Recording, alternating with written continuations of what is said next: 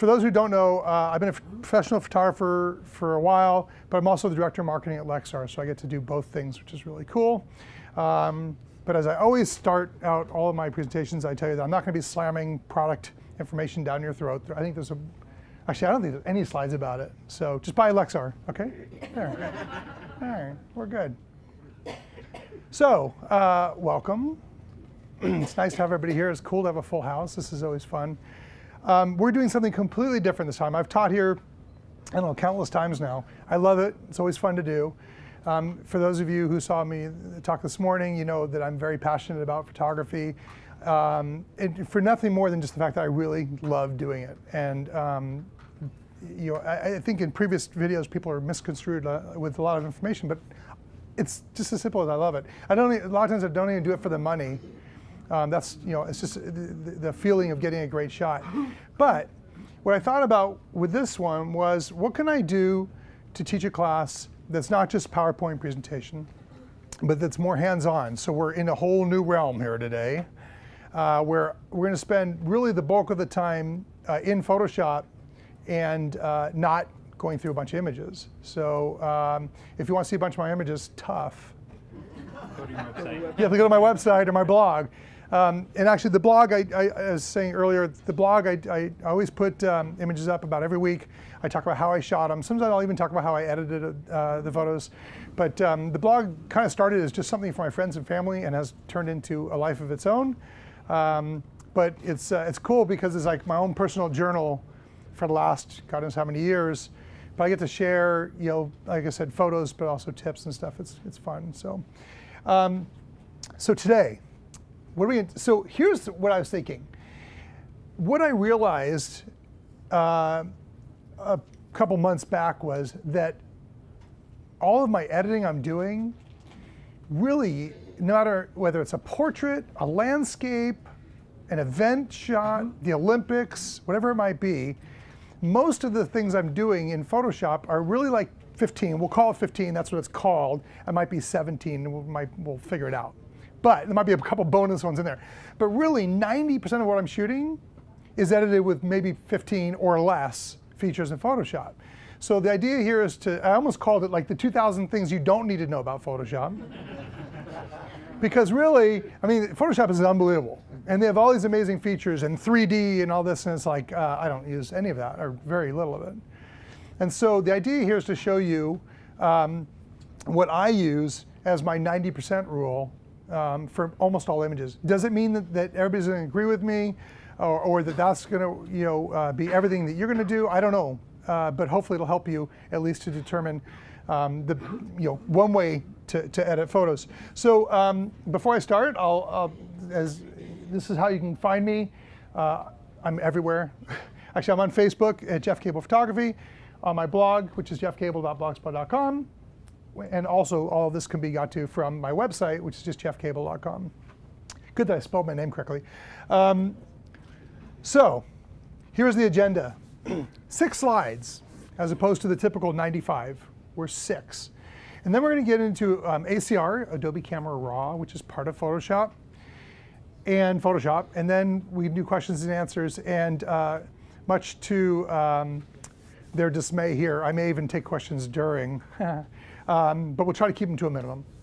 So anyway, here is why it's important. If you're shooting professionally, how many people here shoot professionally? Okay, time is money. And I've taught events, how to shoot events here before, and we talk about this, but time is money. And if you're not shooting professionally, time is still time. For someone like me, where I'm at Lexar 5 days a week, shooting on weekends, and I still have a family, and I travel all the time, so time is extra tight for me, and I want to try to get stuff done and spend time with the family, but also want to be efficient in the work that I'm doing and get more time behind the camera as opposed to in front of the computer. That was supposed to be timeliness, not timeless, but timeliness can be your differentiator. And really, like, one of the things that people are always amazed by when I shoot is how quickly I turn it around. So Saturday I shot, myself and my second shooter shot 2 bar mitzvahs. I went through all 5,000 images, or 4,500, pared them down, found the best ones, posted to a gallery, all by the next day, Sunday, by around 3 p.m. And when I'm at the event, I'm projecting images that same day, sometimes within an hour. Like during the party, I'll actually project what I just shot immediately. So to me, the immediacy is the world we live in with Facebook and Twitter and all these things. People want to see stuff quickly. I don't typically edit when I do a slideshow. It's just what I shot and up. But I do want to go through them quickly because when someone orders images, they typically order 80 or 100 for an album. I need to get through those quickly for also many reasons. So as I said, I want to be efficient. My 90% rule, 90% of what you're seeing today is what I do to edit a photo. Some of them are fairly simplistic and some are a little bit more advanced, but I don't think any of them are so advanced that we're going to lose you, hopefully not. You need to know what you need to know, but you also need to know what you don't need to know. Good Lord, did I just say that? I mean, like I said, there's a lot of stuff in Photoshop that, and there are some things that sometimes I'll break into and try, Liquify. How many people here have used Liquify in Photoshop? There's times when someone's chin will need a little bit of tucking or whatever, and I'll do that a little bit, not a lot. But really, what we're talking about is the bulk of images and not the little esoteric stuff today.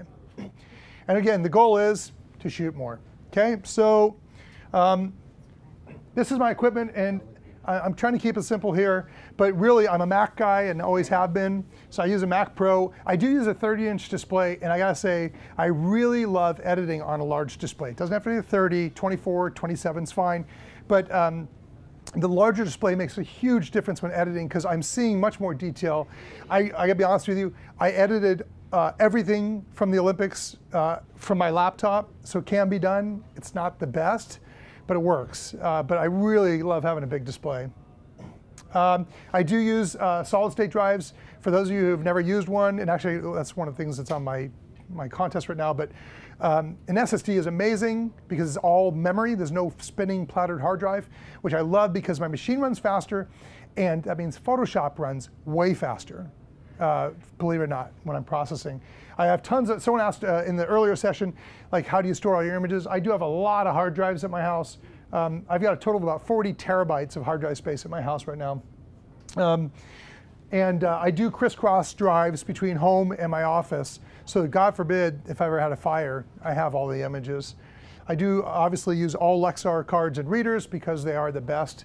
I print on the Epson R2000 printer. I also have an R3000. I don't use it as much, believe it or not, as the 2000. And then my mobile setup, which is this here, which is my MacBook Pro with the SSD. I do use external drives because, frankly, the SSD isn't large enough for the amount of images that I'm shooting. And again, I use Lexar cards and readers for that. So here's some important time savers for you. First of all, and this one's really important, how many people here are using color calibration on their monitors? Okay, not even half. This is critical because the color calibrators that you can buy here, I use the Spider 4 calibrator. There's lots of different ones out there and they're all pretty good.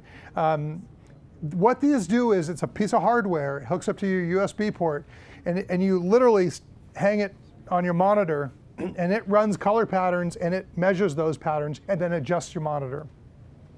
The reason this is really important is, and the reason I actually put this in the presentation is the day before I flew out here, which was yesterday, my neighbor said to me, you know, I keep printing my photos wherever she's printing them and they keep coming up really red.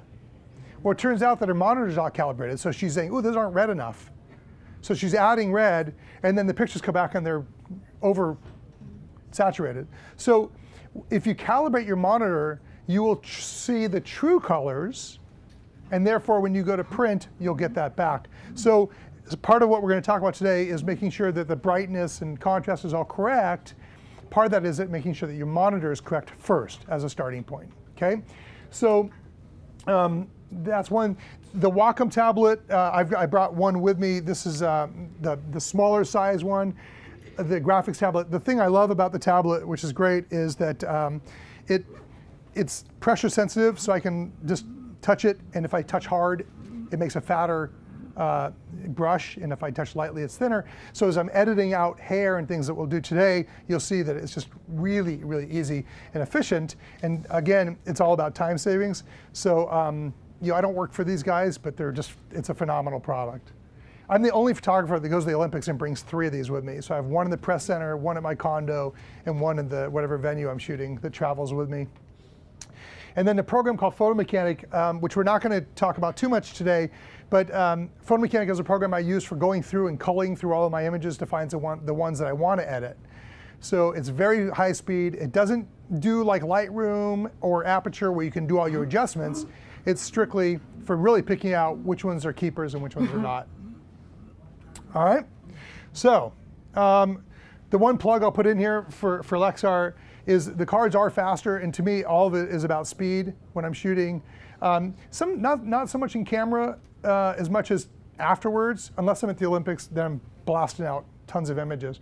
But really, if I'm shooting an event like a bar mitzvah or a wedding at home, I want to go through them really quickly because I'm building a slideshow on site. I want to go through them really fast, or even when I get home, it's the difference between staying up till midnight or staying up till 3 in the morning. So I like to be able to also read really quickly. So I used high-speed cards, high-speed readers, and a fast computer to kind of all marry it together. So as I mentioned, the computer has a solid-state drive in it. These, when I first presented solid-state drive or SSDs a couple years ago here, most people had never heard of them, and they were incredibly expensive, like $1,500 for a 128 gig. Now you can buy a 128 gig for like $100 and something.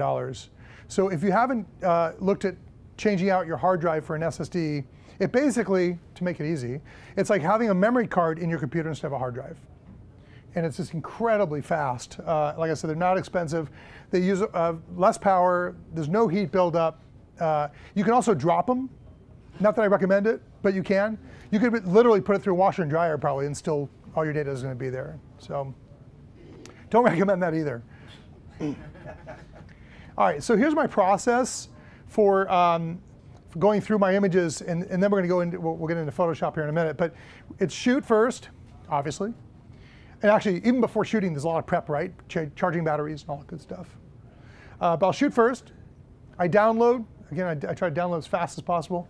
And then I go through, my first pass through all my images is to delete the ones that are either not in focus the way I want, or the duplicates. So when I do a family portrait, I never just take one shot. I generally will do 3, 4, 5. If it's a large group, I might do more to find the one that's really good. But inevitably, sometimes I'll end up with 3 or 4 that are all good, but they're all very similar.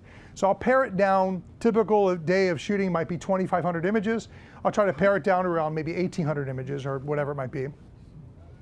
Then I classify them. So now that I've gotten rid of the stuff I don't really need, now I've got the 1,800. I'll pull through the 1,800 and say, which ones do I want the client to see?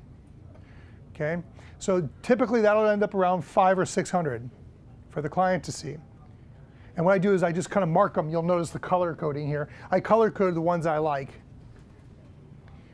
Then I go through and I do a batch. I do a rename of all those files. I rename them to whatever the event is. So I always start with the date. So 2013-0213 underscore B&H presentation, whatever it might be. I always use underscores instead of spaces because some websites don't like spaces, including mine. So I rename everything. And trust me, a client doesn't like seeing, CR3201943. They'd rather have it be their kid's name, whatever it might be, or their wedding.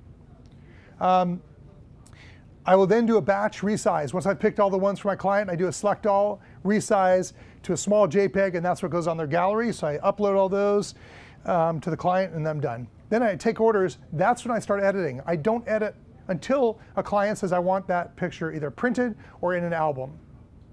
And the reason is, again, efficiency. I don't want to edit a bunch of photos if no one's going to use them or order them. Okay? I'll come back to questions in a minute. Hold that one, though. Actually, I'll take a question right now. What the heck? We're going to switch over to Photoshop. So, raw format? I shoot everything raw. I shoot everything raw for a couple reasons. One is there's more data in a raw file. It gives me the ability to play with it a little bit more and adjust it a little bit more. And the other thing is, honestly, memory cards are so cheap and hard drives are so cheap, I don't mind burning a little extra space and having a raw file. And as I told the class this morning, the last thing I want to do is go somewhere amazing or shoot something amazing and it's in JPEG, and I realize God, I wish I had more data. I mean, I'm one of the few shooters at the Olympics that shoots everything raw. So Really? crazy but true, yeah. Most shoot JPEG for speed. What type of gallery are you using? What kind of? You were saying you put your picture on a gallery. Oh, what kind of gallery am I using? So I use a service called Digilabs for my gallery. I don't use them for albums and all that stuff, but just for the gallery. They're inexpensive. They work well. They're local to me, which is good. There's lots of, there's SmugMug and there's Pictage. There's a whole bunch of different sites. Yeah, so the question is, am I going to focus on CS6 or CS5? Here's the thing. I'm in CS6, but most of what I show you is pertinent within either Lightroom to a certain extent, and CS5, some stuff even in CS4. I mean, I don't want it to be too specific to CS6. There's a couple things in CS6 that are really nice that we'll look at. But for the most part, again, the whole idea for me is to keep it simple. Because honestly, I've seen people edit one photo for 7 or 8 hours, and it's beautiful. But that's a lot of time for one image, and it's really not realistic for those of us who are trying to make money at it or do this as a hobby. We don't spend 8 hours on one image. I mean, have I done it? Yeah, maybe. Maybe not. I don't know. Are most of the features you're going to talk about also available in Elements, or do we have to? Are most of the features available in Elements? I'll be honest with you, I've never used Elements, so I don't know. My guess is a lot of what I'm showing you is available in Elements as well. So what I'm going to do is I'm going to hold questions. I promise we'll get to them though. And I want to jump into Photoshop here. We're going live. So we're just going to kill PowerPoint here. Should we play some music in the background? No. We'll get rid of that too. All right, so let's go into, we'll go in and let's find an image here.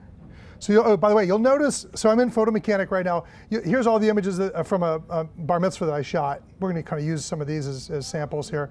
You'll notice that some are color-coded yellow and some are not. So what I'm going to do is I'm going to filter out and say, just show me those that are color-coded, okay? And so what I want to do is we're going to start with an image like that one. I'm going to open Photoshop.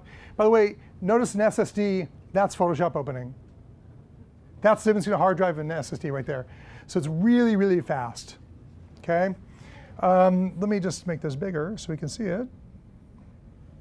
So here's our image, and there's a couple things that I start with when editing. Anybody see anything wrong with, actually, this is a loaded question when I ask it. Anybody see anything wrong with this? Someone's going, yeah, it's crap. I have a really detailed eye. For those of us photographers, I don't know about you guys, I look at every image and see everything wrong with it. And I think that's a good thing because someone once said to me, don't ever edit for your client, always edit for yourself. So this is actually off. The horizon's off by, I'd say, about 2%. Now, not everybody cares about that. I can guarantee you my client is going to go, oh, that's off by 2%, we don't want it. But it bugs me. So the first thing I'll do, now this one is not grotesquely off, but I'm going to come over here and grab this tool. And this is the straighten tool. This is, again, now we're inside of the raw processing, Adobe Camera Raw. So I want to straighten it, and all I have to do is just find anything that's straight. I can either go by this and drag across, okay, and straighten it, or I could also go back and I can do a vertical, or come down here and say, gee, let's go by that as what's straight. It's about the same. Now, big difference? It's arguable, but I'm really, really anal about my stuff, and I'm always striving for perfection. Doesn't mean I get there, but the thing is, like I always tell my clients, my goal is always to over-deliver. But at the same time, that doesn't mean over-edit, because over-edit means I'm spending 3 years on one photo. That doesn't work. And another photographer I know really well tends to over-edit, and we have this discussion all the time. It's like, you cannot spend 5 days editing an event. I know I can't, because I have another full-time job, so I have little snippets in the evening to get it done. So first thing is straighten it. Okay. The other thing I'll do, so now that I've straightened it, I'm a little bit happier, is I'm going to look at exposure. So one of the things I'll do is I'll test it with auto and say, how does that look? Sometimes auto works really, really well, and sometimes it's horrible. But it's kind of cool to see, what does Photoshop think I should be doing? Doesn't mean I'll necessarily do it. In this case, it's not bad. It's actually a reasonably good fix. But I'm looking at this, I'm like, you know, that's good. You notice that the contrast is now up. And the things that I'm working on a typical image, let me go back to default here, is I'm looking at exposure. So does that need to be brightened up a little bit? Yes. Do I want to add a little contrast? I do sometimes. You'll notice, I'll go extreme here so you can see the difference. Okay? So I will add a little bit of contrast at times if I feel that it's needed. And one of the things whenever you have white like this is, where's the detail? Am I losing the detail or do I have it in the folds? Do you see the difference? Let me go extreme again. Really bright, where I don't see any of the details. So let's pretend this is a wedding dress. I want to be able to maintain the detail in that. So I might, that's a little too dark. I might come to about right there. Yeah. Once you run the first test, can you do a batch at once? Okay, so yeah, the question is, once I do this, can I batch process it? Like programs like Lightroom, you can batch process. I don't. Two reasons. One, it is not as easy to do inside of Adobe Camera Raw or Photoshop. But the other thing is, I do every image to taste. But again, the process I'm showing you here is so fast and easy, you can afford to do it. So it is true that for white balance, if I look at this particular image, I might say this is a little too orange, or for me, I need to bring this down. So I'm gonna go up to temperature, and I'm gonna pull the temperature back a little bit to maybe 3800. Okay, let me go extreme again and show you the difference. Really yellow, really blue, and maybe about where I want to be, about maybe here, maybe 3900. Once I know that I like 3900 as a Kelvin, I can just pop that in on every image if I want to. As I just type in 3900 on every image, or just drag the slider to 3900. It only takes a couple seconds. Again, if I have hundreds of images that are all off and need to be adjusted, yes, I would probably batch process that in something like Lightroom. So, but generally when I'm shooting, that doesn't happen very often. Because if my white balance is going to be off on thousands of pictures, I'll try to correct it in camera first. Okay, so I'm adjusting the temperature, which is our white balance. Rarely do I ever adjust tint. For some reason, at the Olympics in London, when I was shooting for USA Water Polo, the pool was weird, and all of us photographers at that pool were having trouble, and we had to adjust the white balance and pull the tint to more of a purple to get it to look right. But that's like seriously so rare that I ever touch that slider. So exposure is key, and I want to get the brightness correct for the face. So that's why I pulled that exposure a little brighter, so that his face is nice and lit, but I pulled the highlights down to protect the whites. Okay? Shadows, I find that at least with the Canon, with the 5D Mark II, 5D Mark III, even the 1DX, my blacks tend to be sometimes too black, to the point where the suit becomes like a big sheet of black as opposed to seeing the collar and the folds. So in this case, I could take the shadow slider and go up. So I'm going to just show you, look at the black in his talit, hit the shawl, and I can go and adjust the shadow detail here. So this one here is okay. I might pull it up a little bit to show some of the detail. Okay? That, my friends, is most of what I'm doing in RAW, is that. And I'll double check that. So shadows, highlights, exposure, white balance. Those are the main things.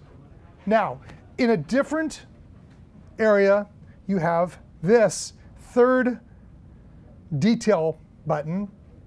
You'll notice I have sharpening defaulted to 67. When you shoot RAW, the camera does not sharpen those images. When you shoot RAW, you're telling the camera, don't do anything, let me do it. They're not sharp. If you shoot JPEG, the camera is artificially adding sharpening for you. So I default sharpening to around 67, 68, in that range. Okay, I don't have to adjust it every time because I've saved that preset, which I'll show you in a second how to do that. Okay, now, those are all kind of the main things I do. Let me show you how to save the settings. If I go back here for a second, if I were to go back to default here, okay, and I go back here, I want this 67, everything else here is fine. I can come here and I can save those settings. Do you see the little drop down right here? So what I always do is I pre-save my settings for what I definitely want. What I definitely want is sharpening at around 68. Does that mean that every image is that way? Maybe not, but it's my starting point, and honestly, it works for 99% of the images. So I save that. Make sure you don't adjust tons of things and then save it, because if you adjust a bunch of other stuff, it's going to all pre-save that way. So start with your main area, this first button, kind of zero it out, probably, and then adjust that third button, sharpening, and then save. What about radius?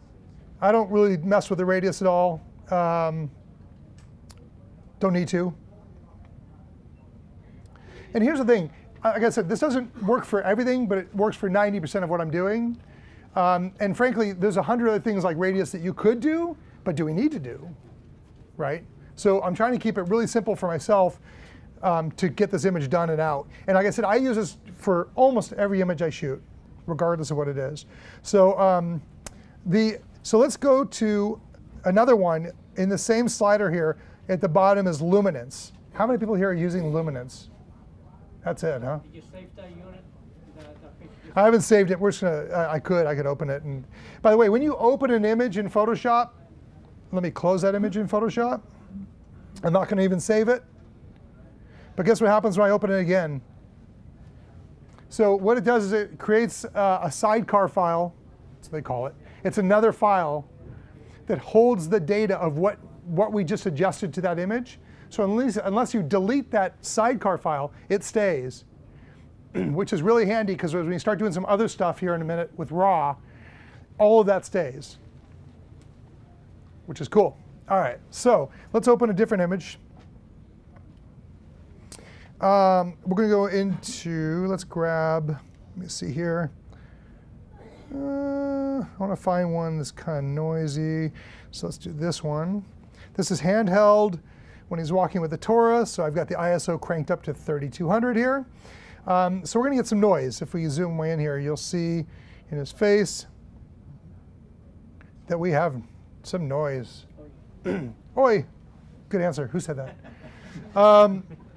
So the luminance slider, which is again in that third button, is awesome.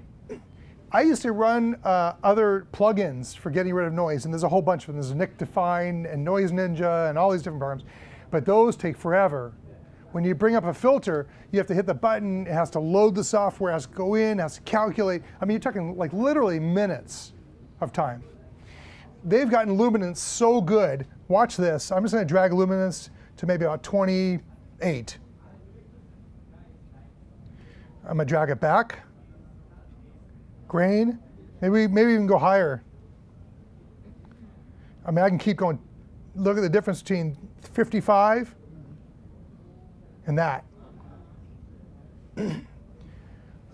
So here, it's literally one slider. So people said to me in the earlier session, do you ever shoot more than ISO 3200? Sure. Because all I have to do is pull, now, granted, I pulled the luminance here to 48. I usually go to around 28. But you know what? If I were to zoom back out, which I will,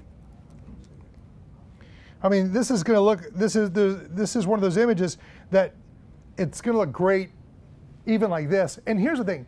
Our clients, if you're shooting for a client, they're not that picky. I've never had a client say to me, oh, that one's too grainy, that one's too noisy. They don't know. Now, if you enlarge it to the size of someone's car, maybe. But honestly, I still do the luminance because I still want it. I need to edit every photo and retouch it, assuming they're going to want an enlargement. Or assuming that a year from now or a month from now they want an enlargement, I don't have to re-edit it and fix it. So I always want to go with the best case. And the other thing is, it's one slider. It only takes me a couple seconds. I got this down. I could do this almost in my sleep. So, you know, there's our image, nice and clean. It's going to print fine. And I hit open and we're in. So that one luminance slider saves me probably on a noisy event, maybe an hour or two per event. That's huge. I love that. I mean, just that one trick. And someone showed it to me about a year ago and said, you should start using this, and it just changed everything for me. The other thing is, how many people here have ever used the adjustment brush? A couple people. So let me find another image here. I marked a couple that we could go through. By the way, you see I shoot a lot. This is a real event. I changed names to protect the innocent. Okay, isn't that funny? They actually did like these sumo wrestling things. That cracked me up. Okay, here is a group shot. Well, guess what? I don't bring studio lights with me. And you'll notice, what's wrong with this group shot? Dark in the back, at least to stop, maybe more off, maybe 2. Anything else? It's a little crooked, off by about 2%. My brain is off by 2% always when I'm shooting. So like I can come in here, let's just straighten, and I might just kind of arbitrarily guess at this a little bit, a little better. But what I'm gonna do is I need to get these people brighter and at least try to equal what I have here. So there's 2 ways to do this. The adjustment brush, which is this guy right here, I can go through and I could, let me make this a little bit bigger. Are you in RAW or Photoshop right now? I am still in Camera Raw. We are not in Photoshop. By the way, one of the cool things about the Wacom tablet is I can adjust the size of my brush here or by how hard I press, which is kind of cool. So let's go ahead. I got a reasonable sized brush here. Now, if I start brushing, I'm gonna raise the exposure here to like plus 2.5, and we'll start painting in. Ooh, that's really pretty, isn't it? What it helps me do is at least see where my brush is. Now, we're not gonna leave it that bright, but let's just kind of arbitrarily say we could do something like that. Now let's bring it to what's more realistic. Whatever. Now, is it perfect? No, I'd have to paint in a little bit more. And watch this, I could do a new adjustment brush, and I could paint in more back here. Okay, so now we have 2 brushes. Here's one, and here's one. I'm just putting my cursor on it, and it highlights where I've adjusted it. Does everybody see that? We got that? So that's one way to do it. Let's delete these for a second. So I'm gonna click on it and hit the delete key and get rid of them. The other thing you could do here to save time is do a graduated filter. So what I'm gonna do is I'm gonna come here and I'm gonna grab that. And with the graduated filter, I can have that do whatever I want here. I generally hold down the shift key so it's perfectly straight. So shift key will keep it straight. So I'm gonna come right down to about maybe here. And again, now I've got this graduated filter where I'm going back to front. So maybe about there. So we went from this to this. Make sense? So I use this quite a bit. This works really well on landscapes if you have a sky that's a little too bright. Let's say you got mountains and stuff in the foreground with a valley, and your sky was kind of like bland and kind of a light blue. You could use this graduated filter, go in there and actually darken everything in the sky. And it's really quick, because literally just go to it, drag it down, and now we're working, once I open the image, we're working on this is our starting point in Photoshop. So it used to be that your only resolve was to bring a lot of flashes and set them up. Or sometimes I'll actually shoot with multiple flashes and I enlist the DJ and their dancers. Okay, you're on this flash and you're pointing this way. I'm on this flash pointing this way. You're gonna go straight toward the back. And now, honestly, I can shoot an image like this and I'd still crop it, get rid of the lights and do some other stuff to it to make it right. But you don't have to even worry about that. You can keep it simple. You can shoot it and correct it later. Yeah? These are the same tools that are in Lightroom. Yes, as I said, a lot of the same tools are in Lightroom. Yep. Yep. So this will transfer over. And how about Elements? I think Elements similar as well. Is there a reason you prefer this to Lightroom? Why do I prefer this to Lightroom? Couple things. I've done it this way for a long time and it's worked. That's why I prefer it. And that's the real answer. But there's some things I'm doing here that Lightroom either doesn't have, because when I need to take it to the next step, Photoshop can take me to the next step. Lightroom is still, I think, limits me in places. Like I said, there are times when Lightroom is nice because you can do global adjustments and things. I'm not a huge proponent of global adjustments because I want every image to be individually tweaked. And I think, again, if you're efficient like this, you can afford to do that. Yeah. And you could use this for like high-end photo shoots. Oh yeah, can you use this for high-end photo shoots? Yeah, you can use this for a picture of your kid at a birthday party, or for, I mean, honestly, everything I'm showing you here is what I use, like if I'm doing a wedding, or a portrait shot, or the Olympics. Honestly, I'm using the same tools. Exposure, like at the Olympics, you're not allowed to alter any photos. So I can do adjustments to exposure and contrast, but you're not allowed to clone, or if someone's got hair coming out, no, that's the way it is because they don't allow you to modify. But the same adjustments I'm showing you here, pretty much everything, straightening, cropping, which we haven't talked about yet, all that is all the same regardless of what the photo is. And this is the 90% rule. These couple of features take me 90% of the way on 90% of my images. So you always go to camera raw first? I always go to camera raw first from Photo Mechanic, just like I just did. I went to Photo Mechanic, I hit E for edit, launch as Photoshop, or Photoshop's usually already open. It comes up, I do the edits, and I'm done. And I can edit typical image when I'm doing an event. I can go through and be done within 2 minutes, if not less. It depends. Depends how good I'm shooting that day. Garbage in, garbage out. But honestly, as I get better at shooting and exposure, I'll find, like, sometimes, which always amazes me, I don't have to do anything. It's dead on. Generally, sometimes I just want to pull things. The worst is when I do an album and it comes back and the blacks are too black, or the contrast is wrong, or the color balance is wrong. And that's why I say I want to do every image to its own. When I go to a class, and I still go to classes, I look for 1 or 2 tidbits that make me a better photographer or editor. That one, learning that luminance thing, was like, everything opened up, the skies, and it was a beautiful day. When you use that tool, are you running the risk of softening the whole image? Sure. If you run that tool, are you softening the image? Yes, you are softening a little bit. There's 2 ways around that. You could layer mask the eyes and bring them back. Here's the thing. I find that the softening is so slight, it's worth it. Now, the one reason you don't want to overuse luminance is because you could over soften it.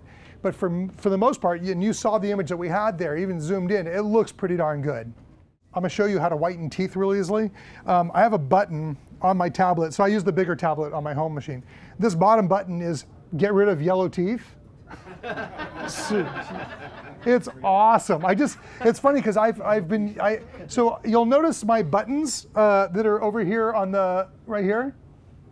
Has everybody here turned their, written a script or turned it into button mode? Oh yeah, oops. Okay, I'll add that to my list. 16, see, we're up to 16. I'm gonna show you how to do that. But what I do is I've always had this one, actually, you'll see at the bottom here, it's called whiten teeth. Yeah. See, whiten teeth. And then I finally realized I always had to keep hunting for it.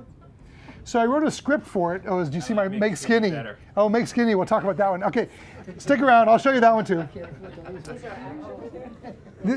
These are my actions that I just wrote. Yeah, I'll show you how to do them, they're easy. But, so I realized that I was doing enough of this whitening of teeth that it was a pain having to keep going to the button. So I just you can program the buttons on the tablet to whatever you want. So this is the yellow teeth, Make Skinny, I forget what the other one is. And it's awesome because like people are like, can you make me look better? Like, and here's the thing, the scary thing about this kind of retouching is with a client, you never want to say, I whitened your teeth, or I got rid of your zits. I made you skinnier. I got rid of your wrinkles, or worse. So you want to avoid that. And honestly, good retouching is so good that they don't know you did it. And so, as I said earlier, it's like seasoning. If you, I'll never forget, I don't cook. I'm a horrible cook. But one time I decided to make a recipe at home and it called for curry. I love curry, so I thought, okay, I'll put extra in. Some is good, more is better. Yeah, that didn't work, because the reason I shoot and I don't cook. It was awful. And so what I realized was retouching is a lot like the curry. And you see the magazine with that skin smoothing software, they took the girl with the cute freckles and they ruined her and made her like this plasticine. Ugh. I mean, what the heck? I know they're trying to show a before and after to make you want to buy it. And I do use a skin smoothing program called Portraiture, and it works. But I always take it, I run it, and then I pull the opacity of the layer to about, depending, 60% or whatever. Because honestly, if someone has a mole, they have a mole. If someone has wrinkles, they earned them. If someone's overweight, they're overweight, and they eat like me. But that's the way, really that's the way it is. When I retouch, my Make Skinny, which I'll show you afterwards, remind me, is a 10% squeeze in of an image. And it works.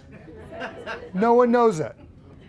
I've had some clients say, can you run your Make Skinny feature on me? Because I mentioned it. Sure. Most of them don't even know I did. They go, wow, I look really good. Yes, you do. End of story. But it is cool to have them programmed on here, so I will show you that. Do you use any of the other luminance sliders? No, I don't use. I rarely use color luminance or any of the other luminance sliders. Don't need to. And again, it goes back to the 2,000 things I don't want to know. I need to keep it simple, move on, get it done. If it's right, and people can differ. I think it's right, and it's worked well for me. So, nope. Doesn't say always, but 90% of the time, I don't.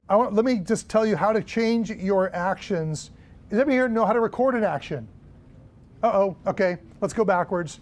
Let me show you how to record. All right, I'll tell you what. We are going to record our whitened teeth. Let me get rid of this. Just to protect those that we're editing, they all have white teeth, and this is nothing against them. That kind of thing. Let's do. I don't know how are her teeth on this one. All right, we're gonna do it on this. So we're gonna just leave this untouched. By the way, look at the suit. It's a little dark here. If I pull the shadows, do you see? I see the detail in the collar and the dress. This is why I pull that shadow slider. I don't know why. I just find that the camera tends to go a little too dark. So I pull it a little bit. Let's just do that. Okay. So now. Let's go into the image. By the way, first thing I do when I get an image like this, I hit the F key to go to full screen mode. Definitely do that. Because then you have that window around you, have gray around it. It's much nicer. So let me just tell you what I see wrong with this photo already. If I'm looking at this as just a photographer who's going through images, her hair, she's got flyaways, right? Let me head over here. So you see this? This has got to go. We're going to take care of that in a minute. I'm going to show you the easy way to do that. I know that, let's take a look at clothing. I see little dots, specks there. Oop, there's another one right here. Look, ooh. No, that's just on his suit because it's on every picture. And that's the other thing. I become an expert on everybody's faces. Like when I'm done with Zach, I know, well, he doesn't really have any zits, but when I'm done editing, I know every kid's every zit. And you get good at it. After doing about the third or fourth picture, you're like, there, and then you're done. Because you just know where they're going to be. So let's go ahead and Zach's got pretty good teeth here, but let's go ahead and whiten them. So normally what I'm going to do is I'm going to use, I don't use the Tragic Wand, I use the Quick Selection tool. Okay? And you'll notice the Quick Selection tool has a brush size in itself, which determines how selective it will be. So I'm going to just make it about this size and come around across his teeth. Okay? I don't want his lips. If I hold down the Option key, I can say, don't do the lips. Pretty good. Now, oops, let me get rid of this too. Here's the problem with this. If I adjust this, it's going to be too obvious depending on his teeth and everything else. So what I want to do is I want to go to my selection, modify. So select, modify, feather. Notice how I put a keyboard shortcut by it here. And here I typically feather around 5 or 10. I think here it'll be 10. So I'm going to feather by 10. What that means is the edges are not exact. The edges now are feathered so that it's not going to be as obvious that we're messing with it. Now comes the fun. We are going to write a script for removing yellow. So what I'm going to do is I'm going to go ahead and turn off the button mode. This is what you're used to seeing, okay? We're going to go to my set of scripts, and I'm going to record a new script called Yellow Teeth 2. Okay, and you can give it a function key shortcut. You can change the color to, of course, yellow, and record. I am now recording. Okay, we are recording an action. When you buy actions, this is all they are. It's just someone who's recorded these things. So here, I'm selling you this for free. So now you're going to go to Image, Adjustments, Hue Saturation, or Command U. Got it? Okay, now, we don't want master, we want yellow. And the first thing I love to do, and it just drives my family nuts, is I pull it the wrong way. How yellow are the teeth? If Zach ever sees this video, I'm screwed. But so there was more yellow in there than we assumed. So let's go back to where it was. Now, watch what happens if I bring the saturation of yellow down. Okay, now I want to stop my script. Stop. Guess what? We now have a Yellow Teeth 2 script. So what that means is, let's go ahead and get rid of this. Let's open the image back. Now what I can do, F to go to full screen mode. Whoops, I just highlighted his eye. Don't do that. All right, let's go to our highlight. We're going to highlight the teeth again. We're going to go and we're going to select and we're going to modify and feather. Now we could have just selected the teeth and we could have put the modify feather 10 as part of our action if we wanted. But now look, I can just hit, well, let me go back to button mode. We can just go to our Yellow Teeth 2, boink. See the difference? So here's the cool thing about this is that with something even small like this, you'll be amazed at how different an image will look. So let me just get rid of that. So if I go to the before and after here, so here's our history. It's not really apparent. It's not really obvious here. But when you look closely, it is. Now, another trick that I use a lot, since we're jumping off my script, now we're going to 17. But the other thing I love to do is I like to create a layer. Whoa. Let's see here. Here's my layers. So one of the things you can do in Photoshop is you can do this, what's called a curved layer. Am I losing anybody? Are we good? Good. All right. So I'm going to do a curved layer, and I'm going to brighten this. I'm really looking at his eyes. I'm not looking at the skin. I'm looking at his eyes. So I'm going to brighten, let's say, to about there. Okay? But now the whole picture looks dachi. That's a technical word. So now I'm going to go and I'm going to say, you know what? Fill that layer mask with black. So now my layer is invisible.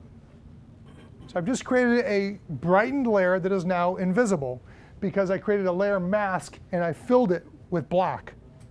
Okay? The cool thing is, now as long as I have white over here selected, I can use a brush. Let's make it smaller.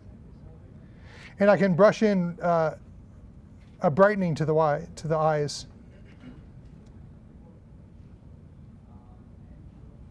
I can even whiten teeth if I wanted. That was a rough one. It looks a little too bright. Maybe the teeth. So then I can also go back and I can just say, you know what, paint black back on top of those teeth. Let's not. Or gray. Yes, actually, good point. You could also do gray. So one of the things I'll do, when I talked about skin smoothing, I use the program called Portraiture, and it smooths out the skin. Here's the thing about skin smoothing. Women love it. Men, when you make them look really smooth, we don't look very manly. We look like we haven't, I don't know, worked a day in our life. We're not meant to be that pretty. We're men. Ugh. So what I find is the women look great and the men just look too soft. So what I'll do is I will create a layer mask. I'll paint in the woman's skin at 100% or 80%. And so in other words, it's white on black or black on white. But for the man, if I want it just half, I'll make it like gray, 50% gray, and then I can paint it in. It's a little bit more advanced. and it's more work than it's not part of my 90%. I'll be honest with you, this is a cool little trick to whiten teeth, but I do not want to whiten teeth on every image. So if it's a really close image, or God forbid if they have really yellow teeth, you may have to do that. But on a group shot, let's get rid of this photo for a second.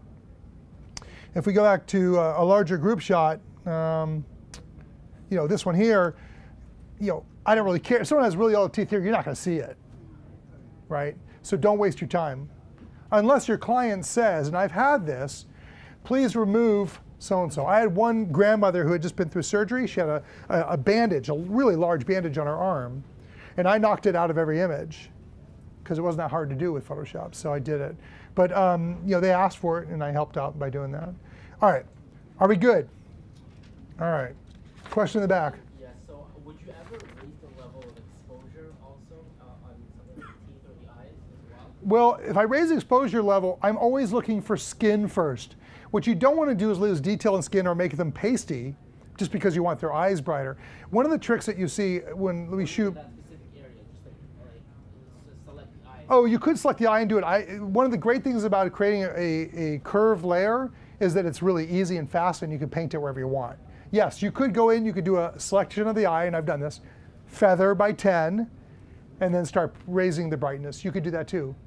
I find it easier to just create the layer and paint it in. Either way works. Again, I typically don't, the only time I'll whiten eyes, whiten teeth, sharpen eyes, all individually is if I'm doing like a model and it's one shot that's got to be perfect for the cover of something or whatever. I'll put every bit of detail into that. What if that kid had braces? What if you have braces? Great question. If someone has braces, guess what? They have braces. And I'll tell you why I say that. I have had families say to me, I wish we could have got Julie's braces off before her bat mitzvah. And you know what I tell them? Does Julie have braces when she's 13? Yes. That's who Julie is at 13, right? And this is the problem. Yes, can we remove them? Yeah, would you want to remove braces from every image? Hell no. That was my next question. No way, no. But the thing is, you have to reinforce the fact that there, and here's the problem, our kids are bombarded with magazines that show there's no reality, right? I mean, you can make someone skinnier, bigger, prettier, smoother, blah, blah, blah, blah, blah, blah, blah. I mean, I showed an image I could show you of a baby that I skin smoothed. And people are like, you know, and I use this as an example of like, it doesn't have to be older people. The skin smoothing just got rid of the modeling of the skin, and the family loved it, you know? And so if you can skin smooth, I did it for my daughter as well, you know, so it's who you are. And I think we have to be really careful with the amount of tweaking that we're doing to people. And again, I think there's one thing to make someone a little bit better, but you want to make sure it's still them. And I tell grandparents this all the time too. They go, can you get rid of my wrinkles? Oh yeah, but I won't, because you earned them. And the thing is, I'll lighten them. And like if you get the crow's marks or you get some, I can lighten them. And one of the things, if you have dark circles under the eyes, you guys know how to get rid of those? All right, let me show you. These people probably don't have dark circles. I'm gonna find a young girl here who probably doesn't have dark circles, but did he? All right, where are we going? Which one? In the temple? Wait, the outside one? Where was that? Okay, let me find it. Hold on to it. Let's just filter out everything but red. So it was this one here? Oh, so, wait. Oh, here? That's it, yes. Okay. All right. Oh yeah. All right. Let's fix those. You can tell I haven't edited these yet. All right. So let's go ahead and fix them. So the way I would fix this is the clone tool. Now the clone tool is one of them that's on my list. So clone stamp, S for clone stamp. So what I want to do is I want to clone out the dark circles. So what you want to do for cloning, one of the easy ways to get rid of this is I'll go clone, and up at the top of mode, I go to lighten, and I'll change the opacity. By the way, you don't have to change the opacity number here. If you go to the left of it, you can actually, believe it or not, move your mouse left or right and adjust the number. That's true on any of these. Even here, everything's adjustable by just going to the word almost and moving left or right. So I'm at 29% opacity right now, and I'm gonna clone from right here. Okay. See the difference? I'm at 29%. I can go again. Now I'll be around 50%. Yeah, that looks good. And I'll clone from right here. And I'll do this one. Just paint it in. There we go. Oh yeah, where did you take it from?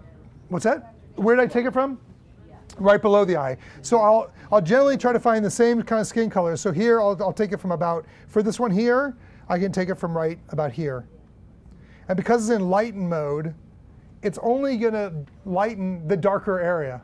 So it knows better. So you don't have to worry about it over lightening, the part that is already light, if you will. How about the non-destructive part? Well, okay, one of the first things that is on my list for Photoshop is to create what's called a duplicate layer. So I'll be honest with you, we teach people to create a duplicate layer first so you're non-destructive, you're not messing with your image. I don't do it most of the time. You know why? I've done this enough, I can get it close, and if I screw up, I can always go back, because you always have your history, and you can always go back and get rid of it. So let me, where's my history? History. So if I don't like what we just did, I can go back. There's our before and after. And I can just say, get rid of everything from here on, and I can just throw them in the trash. That's in your history right here. But again, if I don't like it the first time I do it, I do an undo right away. So yeah, they say duplicate your layer and do all your adjustments on the duplicate layer. There are times when I do it, and when I do the teeth whitening, there's times I do a separate layer first, but it also doubles the size of your file. Or if you have like 10 layers, it's 10 times the size of your file. I mean, I've got one file that's like over 1 gigabyte just in one picture. That's the exception, not the norm. When you're using the tablet, do you still have to use the Option key and also when you pick? Yeah, but no, the tablet, I do have to use the Option key. The cool about the tablet is on the pen itself is a little button right here. So the button here can be my mouse button, and I actually have 2 buttons on it. So I can actually do a right mouse click right from the stylus. It's funny, the tablet was life-changing to me. It's probably the one piece of hardware that, like, I hate editing without it. And I actually do travel with it quite a bit, because if I know I'm going to be editing a fair amount, if I know I'm shooting like a little bit and going home, I won't bring it. But if I know I'm going to be editing a lot, I love this thing. It is, for a couple $100, an amazing time saver. It's awesome. This is the Intuos 5 Touch Small. They have small, medium, and large. I'll be honest with you, this thing actually has touch mode, so I can turn it on. This is on or off for touch. So if it's on, you can do things like you can rotate, you can zoom in, you can do all this stuff. I hate it. You know what I find that it picks up my hand on the tablet and it starts doing stuff I don't want it to do. So I'm generally defaulting to touch off. All right, so where are we? Oh, it's so funny. The next thing on my list was duplicate layer. I owe you $5. Okay, so let's kill this for a second. We can do it on any photo. Let's just take the family photo here. Actually, let's not. Let's go back to, where is her hair? This one. Okay, so we're going to open up this image because I told you that she had her flyaways. And one of the things that Photoshop has, this I think started in CS5, is the spot healing brush. It's J on the keyboard. And before I knew it was called the spot healing brush, I just knew it was J on the keyboard. And I would tell all my friends, J, and they go, well, how do you fix J? How do you fix that J? Like, it's the coolest thing ever. It doesn't stand for Jeff, but it's the coolest thing ever. And what it is you'll see here when I hit J, that it is the spot healing brush, the top one there. And the cool thing about it is, let me make my brush a little bigger and let's zoom in a little bit here so we can see what we're doing. Okay. The cool thing about this is now I have a tablet. So I told you if I press lightly, you'll notice that it's very thin. But if I press hard, it's very thick. So again, I'm not sitting there adjusting brush sizes because I have a tablet. So I can go in here and I'll just press a little bit harder, about like that. And that's good. And then I can just say, oh, this one bugs me too, and that one. But do you see how it's automatically working with the gradations in the background? Look, watch this, through his hair. Woohoo!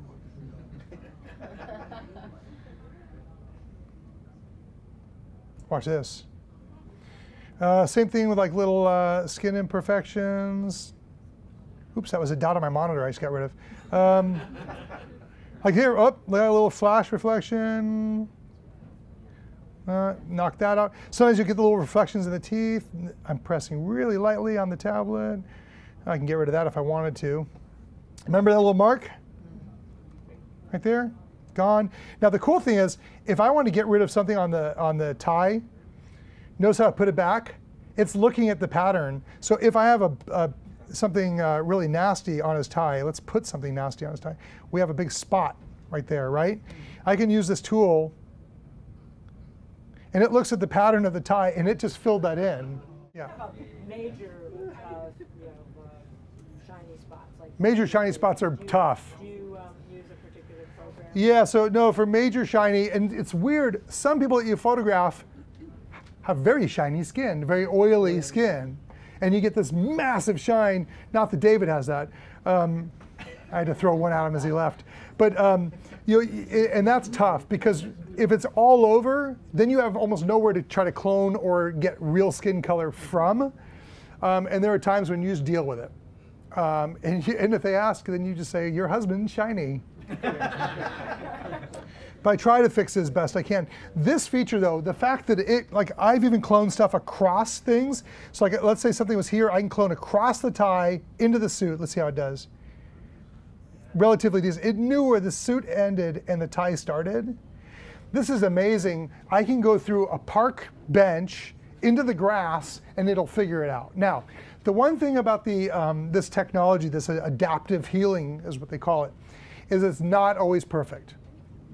So there are times when you are working and it'll put stuff there it's not supposed to be. Like it'll think, oh, you want more hair? And you're like, no, I don't. But if you try it again, it's a random thing, it'll work. So I'm gonna just try it. Let's see if we can get this one hair that's kind of bugging me right there. This freaks people out. Because if you think about it, if you were to try to clone that, it'd be really hard. So to me, when they came out with this ability in CS5, this was like, to me, worth every bit of an upgrade price for one feature. Because it is, I mean, seriously, I use this for like, I'm looking at this one right here. This is bugging me. Sometimes I won't do the whole strand. I'll just do little pieces at a time to make sure that I'm okay here. And I'm looking at this going, let's see if we can fix it a little bit. I'll just keep going. And if it doesn't work, I'll go to clone tool and I'll just clone it myself. But 90% of the time, this is a lifesaver. And this is why I tell people, J, just use the J tool. I mean, like here's another one right here, right across the skin, a piece of hair, gone. And look how it averaged the darker part of her skin, the lighter part of her skin. It is awesome. So one tool, J. That's all you have to remember, and that's adaptive healing brush. Now the one trick to that is if you change this menu from the spot healing brush to, let's say, get rid of red eye tool, now every time you hit J, it'll go to the red eye tool. So remember to go back and change this to the first option, and then it'll keep going back to the spot healing brush. And we could go in there and just clean up any little imperfections. I mean, she doesn't have a whole lot of imperfections, so we're good. But we can, just, little stuff to big stuff. I mean, here's more stuff over here, and I'm pushing harder on the pen to get a little bit bigger stylus. Trying to do this, especially on a gradated sky with a clone tool, is almost impossible. When there are a number of tools in one place like that, is there any way to make one of them the default? Yeah, it's whatever the last one is. Whatever the last tool is that you used is the default. So I typically live in this particular spot healing brush and never leave. I rarely ever have red eye in anything because I'm shooting with a second flash, a boot flash and stuff. Rarely, but I get in and out of that tool if I need to, and I'm right back to this tool. Spot healing brush to me is seriously is like, as life changing as the tablet, or I mean, there's certain things that just really make life easy. Well, correct. Okay, so that's a good point. Spot healing brush has been around. The difference is the technology for this adaptive healing. So for instance, let's say, it's content aware fill. So we're going to get rid of this and we're going to make this go to white. So if this is a imperfection because there's a white wall there. With content-aware fill, I can come in here, I can highlight this area, and I can say fill, and it says, how do you want to fill it, with white? No, I want to fill it with content-aware. And what it does is it figures out, oh, do you want green background? And it starts, look at that. That's fake. So when you're doing panoramas, and you end up with a really cool panorama, but you got a bunch of white at the top or black, and it's, all you have to do is just do that same thing. You fill it and just say, fill with content aware, and it goes, oh, sky, clouds, and it's crazy. You go over that just one more time? So what I'm gonna do now is, we have a black spot now. We're changing it up. First it was white, then it's black. Okay, so I use my marquee tool right here, and I'm just gonna highlight the area. I go to fill, and say, use content aware. And it will figure it out. Does it matter how big you make You the can click delete. You know what, and if it doesn't work, no, delete only works if you're on the base layer. And a lot of times you're not on the base layer. You can use delete, but you can also use fill. The problem with delete is if you're not on the base layer, it'll confuse you. Oh, okay. So the cool thing about this, and we could probably go, hold on, we're gonna, how are we doing for time here? We're doing good, okay. Well, I can't find it. I'm trying to. I mean, because you could here we could even here, with the sky on this shot. If I were to say get rid of this plane, this would be really interesting. Like, what's it going to do? I'll hit the delete key because you can't do that on the base layer. Oh, put a new plane in. Look. That's the pattern. Do you see what it did? It took the plane number 5 and moved it up, and it is pretty close to in the pattern. That's. Why did it take 5 instead of 3? 3 was closer. That's a good question. Why did it take 5 and not 3? I have no idea. I'm not the programmer. I don't know. But it is pretty incredible. So what? With the sky. It's figuring. It's seeing the pattern of those planes. If it was just sky, and believe me, this does work because when you have an image that has a lot of stuff in the sky, let's see if I can find something that. I mean, I'll even use it for here. This is Mexico City. So this shot here, let me get rid of some of this. So here, if I say, gee, I want to get rid of, this cloud, or these clouds, or whatever, and it'll probably, so it'll give me a different averaging of what it thinks should be in that sky. But let me tell you something. When you have a gradation of sky and there's an airplane trail you don't want there, trying to clone gradation is brutal. Seriously, this thing works amazing. Now, it doesn't work all the time. I've done one, there was a guy painting in Central Park on a couple trips ago when I was here, and I tried to do it, and it put an extra chair leg and part of a leg sticking out or whatever, so it doesn't always work. But I'll tell you, if it gets you 3/4 of the way there and you do the rest, it's pretty cool. Does it work on wires on the floor and stuff? Oh yeah, well, wires on the floor I'll do with the with Jay, the adaptive healing brush, and go right across the wire. And I do that all the time. So for instance, one of the things I've noticed in a lot of the temples, let's go back to our mitzvah here. You'll see that we have wires and stuff that, here's a good example. If I wanted to, we're not even going to adjust this, we're just going to go straight into it here. So let's go in and say that I want to get rid of this, this wire that the DJ, actually this is the video guy conveniently wired up right in our way here. So if I want to get rid of this, I can just travel right across it like this. And again, most of the time, even though I'm across those two, see how it worked? Now you can see a little bit. I'm seeing a little bit here. You can keep working it a little bit if you want.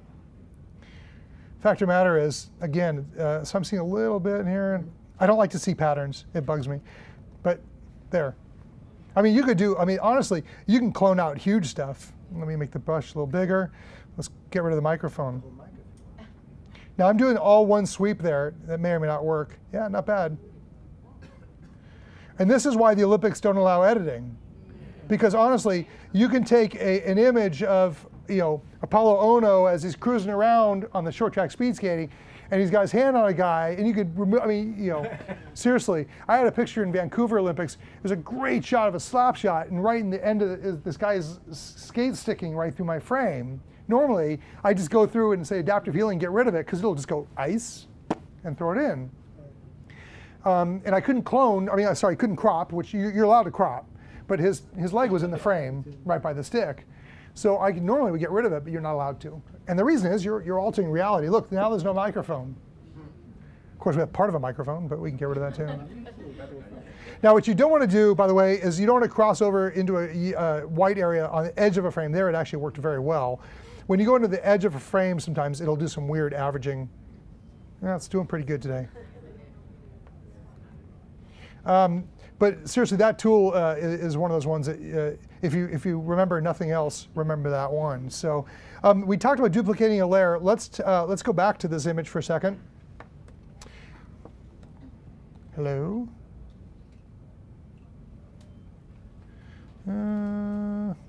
Sure, we'll use that one or this one. Okay, so we're just going to open this one. We're not going to adjust it. We're just going to let it be. So now, it is true that if you're going to do a lot of work to an image, you want to duplicate the layer first. And it's really easy because that's actually another J. It's just Command J. So Command J, now I have 2 layers.